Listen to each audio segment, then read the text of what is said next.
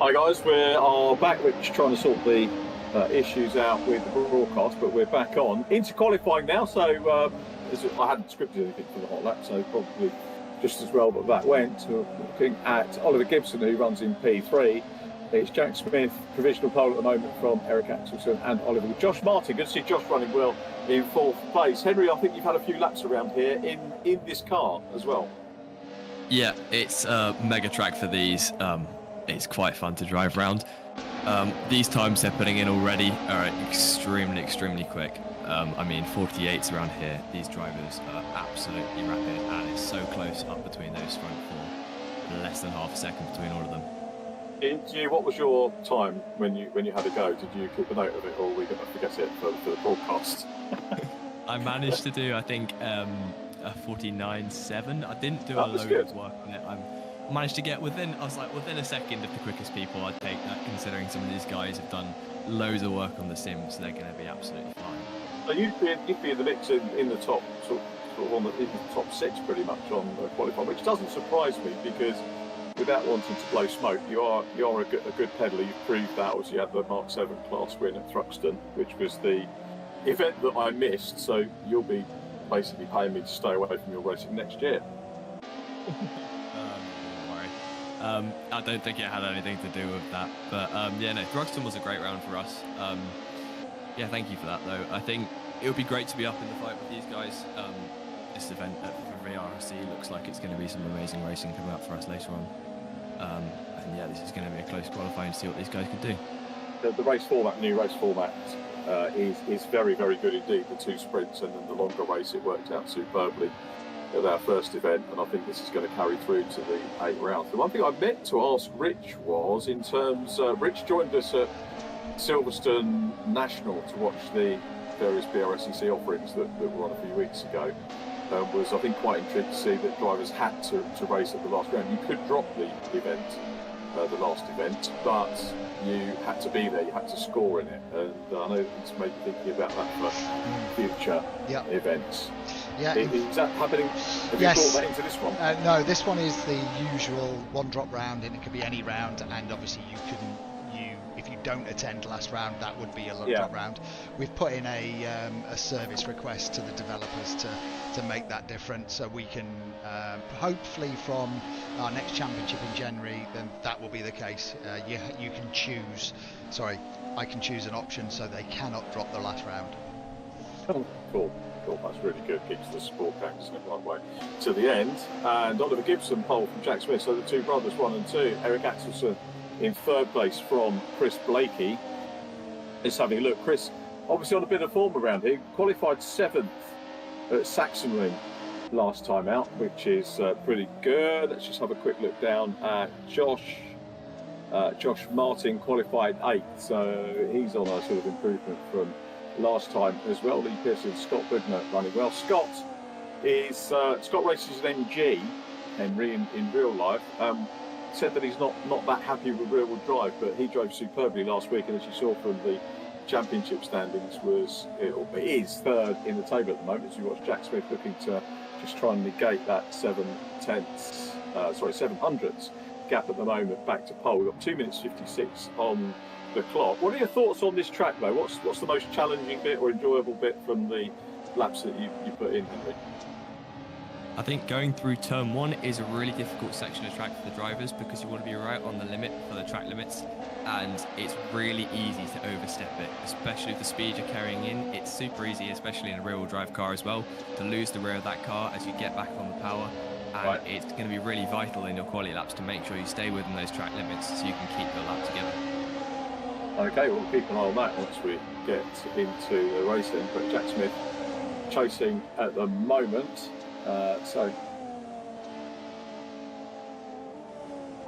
Cool, yeah. It's a very good run indeed.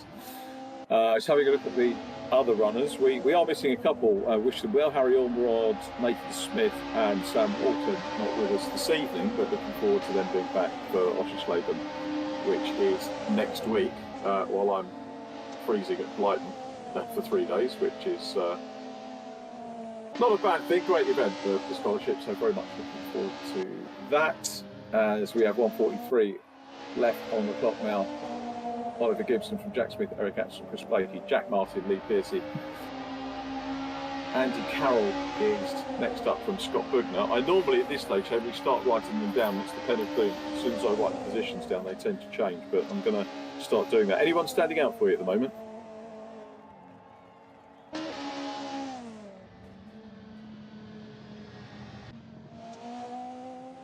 I think Jack Smith is standing out for me quite a bit, considering he's running quite a bit of ballast from the first round of the championship after finishing up so high. So I think he's running 39 kilograms of ballast. So considering he's still managing to stay up in those top positions, that's a really impressive job from him.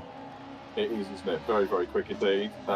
We saw Josh Martin go momentarily P2, down to 3. Eric Atkinson 3rd to 4th. And unusually, certainly for this series, we're getting a few late changes. It was very, very static last time. So it's Gibson from Smith, Josh Martin in P3, Eric Atkinson 4th from Chris Blakey, and then Lee Pearcey wrapping up our top 6 at the moment, 32 seconds on the clock. I always hesitate to write these times down because, and this happens in real life as well, we've been writing down podium finishes at the racetrack because I usually, if I'm doing the presenting, I'll have to whiz downstairs from the commentary box to go into the pit lane to do the interviews, and you write them down, and then, as is sod's law, we tend to get the positions changing or overtakes on the last lap, which also you miss, which is a pain in the neck as well. If you're going up and downstairs, a bit of a nuisance. But Oliver Gibson on pole here at the moment at 700ths.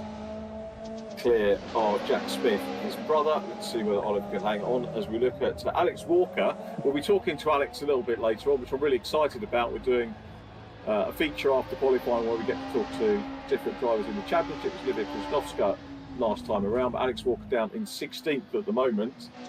A relative newcomer to us at VRRC, but a real world racer like yourself, Henry, and I think a VRRC member like yourself as well, which we'll find out a little bit later on as Jack Smith is endeavouring to get pole position back. Check the flag is out. Oliver Gibson, his time is set at 1:46.742. Jack Smith, as Rich said, on 2 green sectors, so running well here. Is he going to steal pole position and upset my paperwork that I've written down? Axel still in 4th place. Chris Blakey is 5th, and then Lee Pearcey in 6th position. Thomas Potter's had a good late run as well. Thomas up into 7th, so that'll do his championship standings a huge amount of good if he can carry that forward. But we stay with Jack Smith, who's going to cross the line and break the beam. Let's have a look and see where Jack winds up, and it is P2, so it's Oliver Gibson on pole from Jack Smith, Josh Martin 3rd, Eric Atkinson 4th, Chris Blakey in 5th position, Lee Pearcey next up from the Flying Teapot, and then Andy Dorman, who is sorting himself out, Scott Bugner wrapping up the top 10. So some thrilling races upcoming here. I'll tell you what, it's going to be a very close battle with those two. It's actually funny the way it's worked out. We've got the 2 brothers on pole position, the 2 teammates, sorry, on the front row, and the 2 teammates on row 2. So very, very weird the way that it's worked out as we watch Lee Pearcey currently down in 6th position, about to wrap up his qualifying. He's in fact taking the checkered flag already. So let's go to a quick ad break and we'll have a word.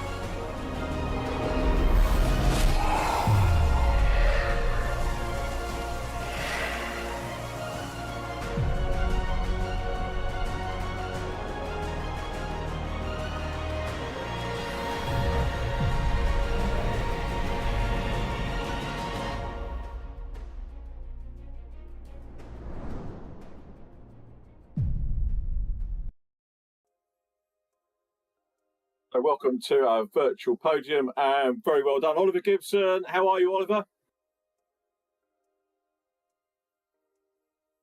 He's gone. No, sorry, I'm sorting out my keyboard. It is turned off. It won't come back on. So Yeah, easily done. yeah, I don't know what I'm going to do about that. I might need to run and get some batteries. But yeah, thank you. Okay, yeah, if you need to get away, because obviously we're quite tight, obviously going into the race as well. So the good news is we've got a little bit more chat after yourself, where we're going to chat to Alex Walker. But well done on pole position. Good stuff. What worked for you? I have no idea. I mean, it was literally my last lap of fuel. I don't know if you saw me coasting around at what 30 miles an hour for the Okay. lap. Just so it's not, set the lap and then park up on the side of the track. It's a bit embarrassing. So I was trying to limp it back home, clutching in down the straight. So somehow managed to get it back. But yeah, it was genuinely so close on fuel. That was the pole, though, isn't it? Well, exactly. Yeah, pole is a pole. It's close. I was watching Jack's lap at the end. I was like, oh my lord. And Is he in the garage, by the way, again, or? He is, yeah. So you've got the warm room and he's got the cold room. It's quite warm in there actually sometimes. It's sort of just like a big sweat box, really. But Okay, all right. We'll let you off for pushing him out there. Was it a coin toss or something to see who went out there, or was it just the sort of natural order of things? It's just natural order of things. My rig was already in here, so Right. yours is down there. But I think the plan is eventually we're going to put mine in there, or maybe even into my room. So we'll see. But at the moment, it's down here. That's good. That's very good indeed. So compared to Sachsenring, did you get more practice time in here this week? Actually, didn't. I got less. Yeah, but I love this track so much. It's like top 5 for me. I just get along with it really well, and maybe because it's full of straights and I'm not very good at corners, who knows? But I just love it. So as soon as I saw this was next, I was like, yep, I'm practicing for a little bit for that, and then I'll sort of relax, because if you over practice, you might make mistakes, and I think that's what happened at the last round. I just practiced too much. I got frustrated, and then a couple of mistakes started creeping in. So it should be all right for this one. I hope. I've had a couple of spins in practice, but get them out of the way, and hopefully they're not coming back up in the race.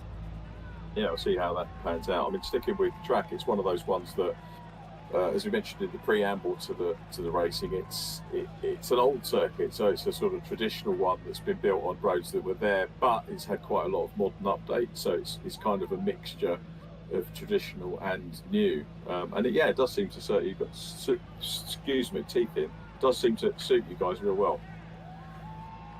Yeah, I think it's just the sort of the stadium section, sort of that area, those sort of corners I really enjoy. I don't know why. Yeah. It's just compared to I don't know how you say it. Is it Sachsenring the last round? Yeah. Compared to that, I just found the line so weird on that track. I don't know what it was. I know obviously that's the line, but I just couldn't get my head around it. It's just like sort of, you had to guess where the corner went in a way. Also, I know where the corner went, but like you sort of had to time your throttle right and stuff like that. So yeah, I couldn't use my keyboard's working. That's good. Oh, that's good news. I was about to try and let you go to sort that out. I'm glad that's working. 3-race format. Is it the first time we've had? I know it was new for this round for me, or sorry, for this championship for me. But have you done this type of format before with VRRC? No, not. I don't think we've done 3 before. How did you find it? It's all right. I actually quite like it. Yeah, the pit stops had a sort of different element to what we're used to in the normal races. So obviously we had them in the World Endurance League, but they're an hour and a half, were they? I think. Yeah. So it's interesting. I messed up last week. I got caught up in some traffic, so I'm trying to work out what I can do this round. But I think it should be alright. I'm just going to follow Jack. He seems to know what he's doing. Well, you're 4th in the standings, and you've got a little bit. You've got the same ballast as Scott, and a couple of points behind Scott, but well ahead of him on the grid today. So I'll tell you what we're going to do. I'm conscious of time, so I'm going to say, Oliver, well done on pole. Great to have a natter with you. Probably catch up with you on the podium, all being well, and good luck for the race. Yeah, cheers. And we welcome now Alex Walker. Alex, one of our chats. How was qualifying? Yeah, good. slow, but I've never qualified well, so I tend to start at the back, avoid the chaos, and see where I end up after that. Fair enough. And obviously you're a real world driver. I was having a look into was it the last 2 events you did in the C1 Endurance Cup this year? Yeah, I ended up racing with SCR Racing in the last 2 rounds. Just getting back into the swing of things. I took a season and a half off because of an injury, so getting back into some endurance racing now. That's great, and it looked like you were doing pretty well because it's a 3-driver team. Certainly the last event, which was well subscribed, you were sort of up in well in the top part. Is that Sandown, by the way, SCR? Yes. I can't remember the guys. Can't remember the chap's name, but Scott and Chip run that car. They're great Scott, guys. that was it. Yeah, he offered me. I think he runs down the grass track sometimes at just outside Aldershot, Tongham grass track, because he was talking about going down there and having a natter with him. But you're quite new to this particular game, aren't you? The VRRC, which is good for us. But you began racing at uni, which is a nice way in for many people now. Yes, I started karting with my society at university, and I started sim racing at the same time in like F1 fantasy leagues. Jumped over to ACC from there, but this is my first VRRC is my first kind of like full seat in the sim, doing championships in AC. I'm still getting used to this sim, to be honest, and struggling with all the like different, tables and different menus and setup options and very different cars to what I've raced before in the sim. So getting used to that as well. How did you find VRRC? Was you searching, or someone recommend it, or how was it? Recommended to me ages ago by James Merrills, who raced it during lockdown. Oh yeah. Me and him, buddies, met in racing a few years ago, and he said if I wanted to do it seriously and I wanted to get involved with some decent racing with some decent guys, this was the place to be. Oh, so I'm glad you're along. I was going to talk about sponsors. We can see. I love the new graphics, by the way. We can see the car on the turntable, as it were, which looks great. You're sponsored by Green Parts. Are they green as in environmentally friendly, or is it somebody called Green? Or green is in environmentally friendly. They're a salvage yard based out just outside of Liverpool.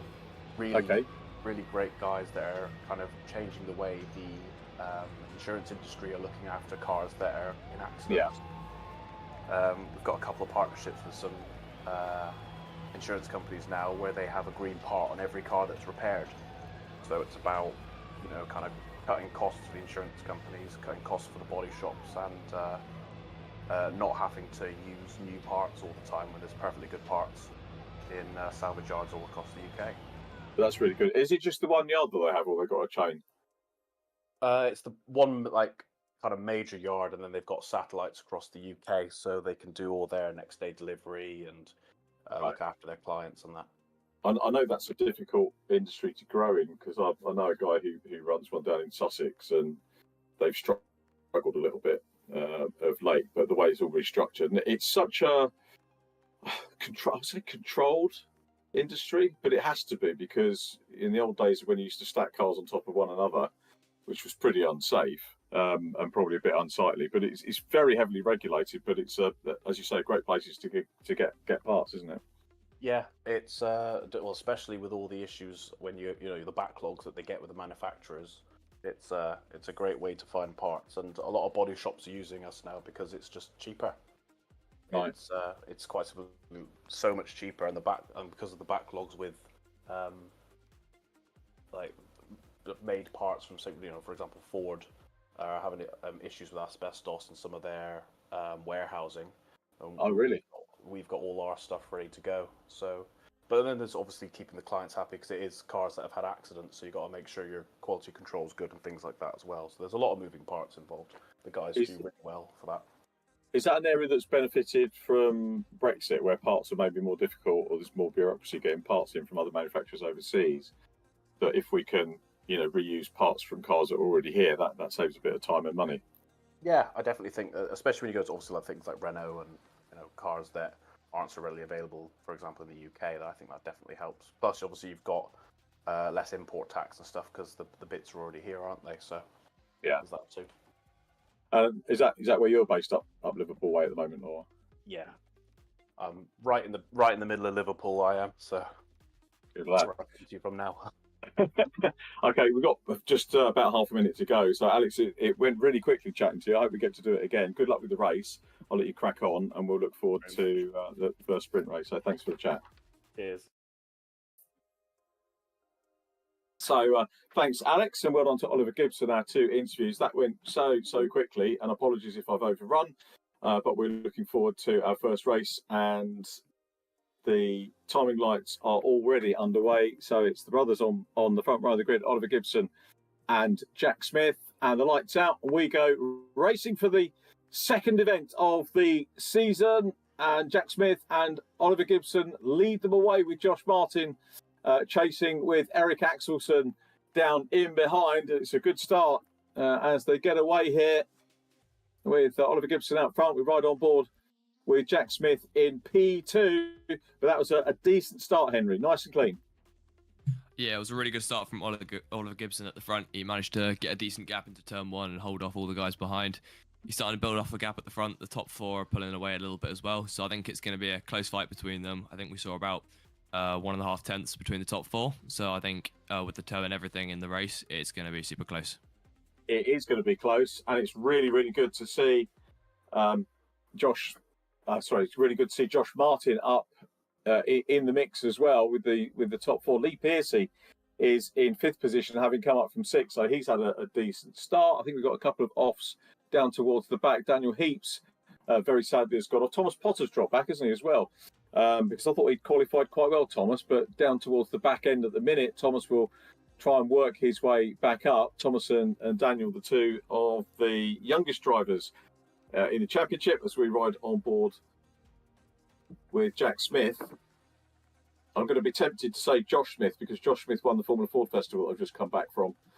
So I think we had about 8 Smiths in the festival. Obviously, with Jack here chasing at the moment in 2nd position, with Josh Martin now 3rd from Eric Axelsen. What would be your strategy on the sprints? Because obviously we've got a reverse grid coming up for the second one. Is it just go all out to win, or do you save strategy, Henry, do you think, for race 3? I think the main thing is to try and bag the points in race 1. Some of these drivers at the front, they know they'll have the pace to be able to fight their way through in the reverse grid race. So I think the main part is try and get away as much as you can, avoid some of the scrapping that might happen in case you get dropped back, and know you have the pace to fight for a little bit in race 2. Again, that'll make things way more interesting for the second race, having some of these faster drivers trying to fight their way through with some of the drivers which might be a bit slower but still have the racecraft to be able to fight their way as well. So I think, main thing is try and get the best result you can through this race 1 to bag those points for the season. Yeah, sounds like sound strategy for me. Lee Piercy's strategy at the moment is looking ahead. He's P7 at the minute with Andy Carroll immediately ahead of him. He's got Scott Bugner behind him, so he's not in a place I'd want to be. The chasing part's fine. If you've got someone like Scott Bugner behind you, you know you're going to be under pressure very shortly. Scott running in 8th, 9th, and Adam Lyle wrapping up our top 10 at the moment. Thomas Potter's got up into 15th place as we focus on Lee Piercy. So Lee chasing down Andy Carroll.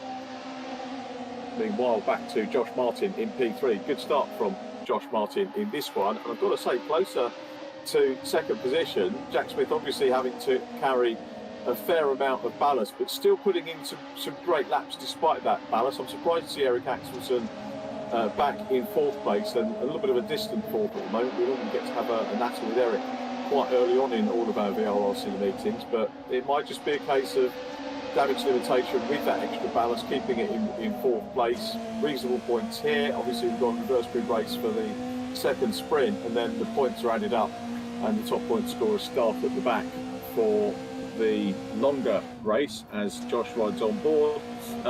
Henry, where's the best place to challenge here if you're Josh Martin? I think coming into this next right-hander is a really great place. It's a heavy braking zone, but at the moment he's a little bit too far back. I think with the ballast, with Jack Smith having so much ballast in P2, I think a great opportunity will be down this back straight coming up into the hairpin. The ballast will be slowing him down all the way down the straight, as you see here. Josh Martin's got a great run on him, so we might be seeing a move coming up. We might well do. So coming through the parabolica down towards the hairpin, which is turn 6, the very tight right-hander. And let's see if Josh is going to make the move. We go to our drone shot. No, but he does have a look down the inside, and he gets the move done. A super stuff there from Josh Martin. Josh making it through. It's all going to be great for championship points. It is very early doors, of course, in this championship. But what a super move there by Josh Martin up into P2. Now, has he got the pace to close down on Jack Smith? Henry, you're probably feeling very pleased. You called that one exactly right. Yes, I'm pretty happy with that. But I think looking at the moment, it looks like he's got the overwhelming pace on everyone else. I don't know if that's to do with the ballast of the other drivers or to do with setup-wise. Maybe he's running a slightly higher tyre pressure, so his tyres are coming faster. But at the moment, it looks like he's got the pace to be challenging for the lead.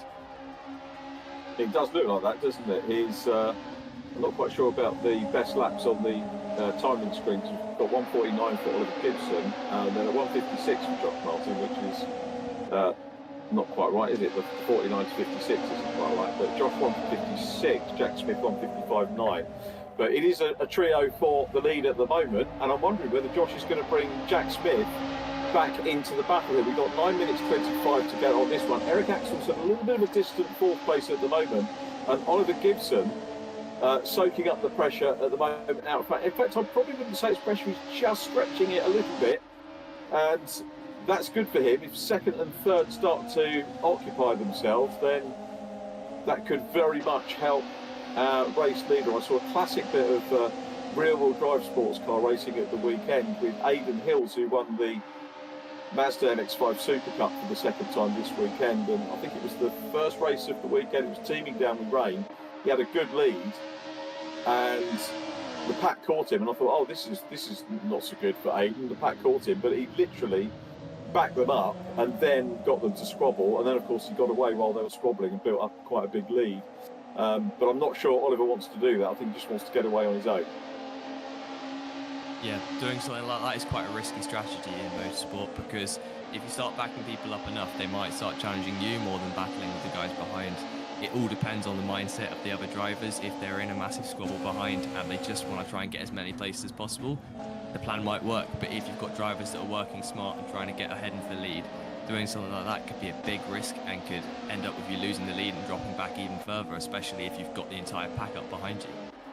Absolutely right, and we were seeing some risks being taken there by Scott Bugner, and probably more particularly Lee Pearson, who lost out. So Scott Bugner's got up into 7th place, and he's now chasing Andy Carroll back with Josh Martin. A little bit further back down the order, just outside the top 10, and Andy Dorman closing up on Christian Gillian here. So let's see what Andy Dorman can do. Andy, a good old lad with the VRRC, had 3 wins in Cooper Cup, which was our last championship. The Endurance League did actually finish after the Cooper Cup. That was our last sort of consecutive series, as it was. So Andy Dorman, certainly no slouch in racing at the moment, challenging hard for top 10. When you've got multiple race winners outside the top 10, and people like serial podium finishers like Thomas Potter just outside the top 10, it shows how competitive it is. But Dorman manages to get through on that inside run. Let's see whether Christian can fight back. He's got a better run here, but it's into the outside and gets the better run out of it. Is he going to be able to hang on? It's going to be how the track falls. And Gillian read that very well indeed. And good clean racing as well from Andy Dorman at the moment. Saw he was there. Not clattering each other, giving each other a little bit of space, and some decent sport there. Yeah, exactly. It's good to see moves like that happening, especially in sim racing. It can be quite difficult to judge when you have things like the internet coming into play. They gave each other a great racing room there. That was a lovely bit of racing to see, and it looks like they're going to be going at it again into this next section of track as well. Yeah, they are. So Dorman and Gillian having a really good battle, and Thomas Potter trying to close in on them at the moment. He is down in 12th place. Meanwhile, we flick up to Scott Bugner ahead of Lee Pearson. So the battle far from finished between these two. Would they work with each other to try and close? I can see there's a massive gap. 6 minutes still left on the clock on our sprint race. I'm wondering whether Scott's going to have time to close down on Andy Carroll.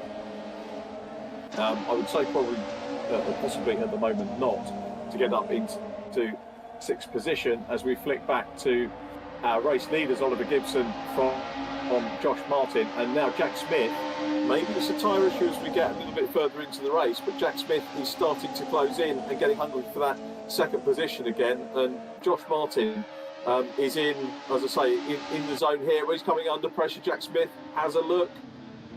Jack's surely in the best position here, Henry, because he can play all the cards. He's got no pressure from behind, has he? Yes, exactly. It looks like Josh Smith has actually preserved his tyres. Jack Smith, sorry, has preserved his tyres better than the other drivers around him.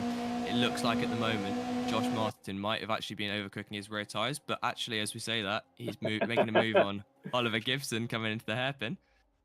He has. Do you know what? That's the curse of the commentator for you. Welcome to that. So Josh Smith, Josh Martin goes through, super stuff, and into the lead. Josh Martin, I thought he was going to be coming under that massive pressure from Jack Smith in third place, but times it very well. It's obviously his favourite overtaking position. Let's see if Oliver Gibson can fight back. Gibson can be a little bit more generous now on his way into the corner, maybe carry more speed out. So the brothers are going to try and attack Josh Martin out front. Eric Axelson still back in fourth place at the moment. Good handy points for the man second in the championship at the moment.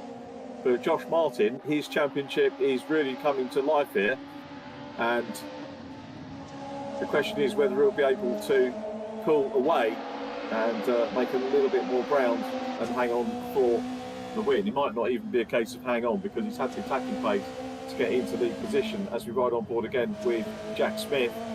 So Jack chasing Oliver Gibson and the two brothers fighting it out. How much could they work together when they're this close though, do you think, Henry? I think the main thing they're going to be thinking is whichever driver's the quicker one.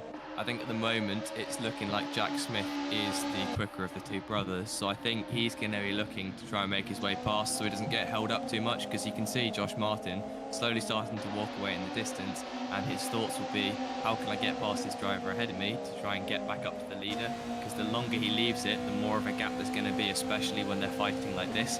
The leader will just pull away more and more, and as you can see, Josh Martin's already putting in purple sectors as he's getting away from these guys behind him. Yeah, and now we've got Jack Smith about to do a Josh Martin going down into the hairpin. So turn 6 again is the place that causes a change in the positions, and it's Jack Smith up into P2, Oliver Gibson, the pole position man, down into third. Eric Axelson, I'll tell you what, Eric Axelson's getting slightly closer, but maybe not with 2 minutes 58 on the clock, close enough to challenge for a podium. These two, do I say it? I don't. They're not going to take each other out. There's a curse of the commentator waiting to happen if ever we do. But these are really good racers, so I'd be very surprised if they do have a clatter. They're giving each other the room, and now they're battling. Josh Martin is starting to get away, and Jack Smith needs to probably get his head down and work with Oliver to try and close in. But Eric Axelson closing in too. We'll give a shout out for Chris Blakey still in 5th, Andy Carroll in 6th, Lee Pearson next up from Scott Bugner, Paul Laramie and Andy Dorman. Still ahead, Andy, of Christian Gilliam. Then it's Thomas Potter. Olivia Krzyżanowska always seems to be dicing with a Potter. She's just been passed by Daniel Heaps though. Normally Olivia has been dicing in the Cooper Cup with Catherine Potter. And there is Olivia from based in Scotland, who had a wee bit more momentum there to try and close down on Daniel Heaps. Olivia racing in the, as we heard last week, having made her debut in the 2 litre hot rods up in Scotland at Lochgelly Raceway.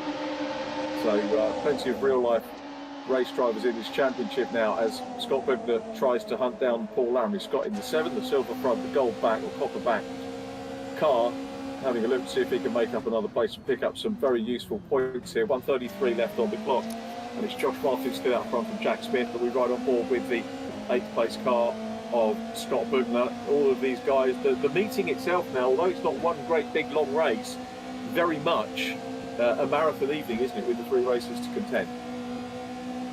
Yeah, exactly. It's all about trying to get through each race, make sure you get in a good position again for that reverse grid going into race 2. And in race 3, being the longer endurance race, it's going to be more important to try and keep it on the track for the first few laps. But as we see coming into the closing stages, this race, all the drivers are getting closer together, making their final pushes as they know it's coming out for final laps. This is the last opportunity they're going to have to make these moves.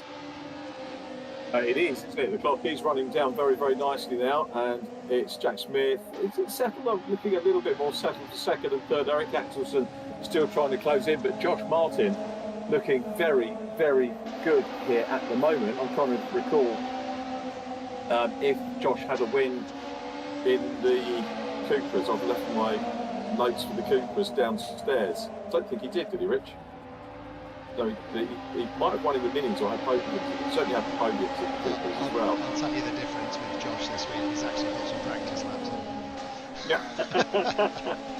Okay, Josh has had practice. Fair enough. That's good. Yeah, it makes a difference for anything, doesn't it? Preparation. Key to everything. 4 seconds on the clock. So this is the last tour, and Josh Martin is going to be very happy with this. It's a very well earned result here. Started third, had a couple of nice overtakes going down into the hairpin, and he is looking very handy as well. Second position, not quite settled yet. Still Jack Smith, Oliver Gibson, Eric Axelsen in P4. Fifth place, Chris Blakey. So we probably need to try and catch up with Chris at some point. This is going to be, Chris will equal fifth in race one last time out at Sachsenring, which was good. Clock is down though, race leaders coming towards us, and Josh Martin just about to head down through turn 7 now. Then they go down towards turn 8, 9 and 10 next up before they come into Noble 1, and the battle for P2 is still on, but Josh Martin has controlled these last few laps very well indeed, Henry. Yeah, since he got into the lead, he's managed to just pull away. The 2 cars behind fighting has helped him out quite a bit, but he's managed to just control the race from when he got into the lead, and he's been able to put in fastest laps, and he's been 3/10 quicker, I think about 1/10 quicker than the guy in third, 2/10 quicker than Jack Smith in second. He's just had that pace each lap to slowly knock away more and build up that gap up front. What's now a winning. So check a flag out. We've jumped almost prematurely into our air brake as the cars have come out of the slip curve, the last curve on the lap, and check a flag for Josh Martin. Well done, Josh. From Jack Smith, a great second place. Oliver Gibson with a super drive into third as well. Eric Axelsen completes the top 4 with Chris Blakey next up. Then it is Andy Carroll from Lee Piercy. Paul Laramie next up, waiting for those guys to come across the line. So it's going to be Lee Piercy who is next up in black, crosses the line from Paul Laramie. Andy Dorman, we saw him put off some good passes earlier on. He goes through to come home in 9th position, and our top 10 completed by Christian Gillian. So that's our top 10. We will marshal together the top 3 for their interviews, and they will happen after